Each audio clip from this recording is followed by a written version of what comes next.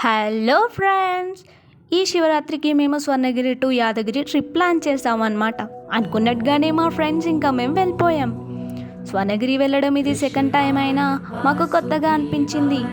ఎందుకంటే శివరాత్రి స్పెషల్ అనుకుంటా. ఇక్కడ చాలా బాగా డెకరేట్ చేశారు అండ్ క్రౌడ్ కూడా చాలా ఉండింది. దర్శనం కంప్లీట్ అవ్వడానికైతే చాలా టైం పట్టింది అనుకోండి. అక్కడ నుండి దర్శనం కంప్లీట్ చేసుకొని షాప్స్ ఇంకా అక్కడున్న వ్యూస్ అవన్నీ ఫొటోస్ అండ్ వీడియోస్ తీస్తూ మేము అందరం చాలా ఎంజాయ్ చేసాం. కామన్గా అందరూ స్వర్ణగిరికి శ్రీ జలనారాయణ స్వామి ఐడల్ చూడడానికే ఎక్కువగా వస్తూ ఉంటారు. ఇక్కడ చూడండి ఎంతమంది ఉన్నారు. అందరూ ఫొటోస్ తీసుకుంటున్నారు. మేము కూడా తీసుకున్నాం అనుకోండి.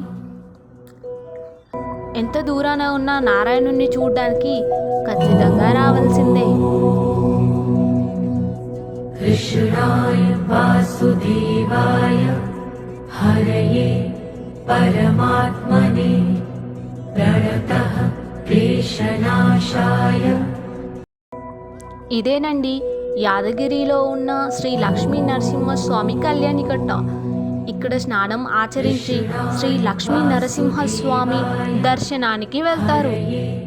పరమాత్మనే ప్రణతః క్లేశనాశాయ గోవిందాయ నమో నమః.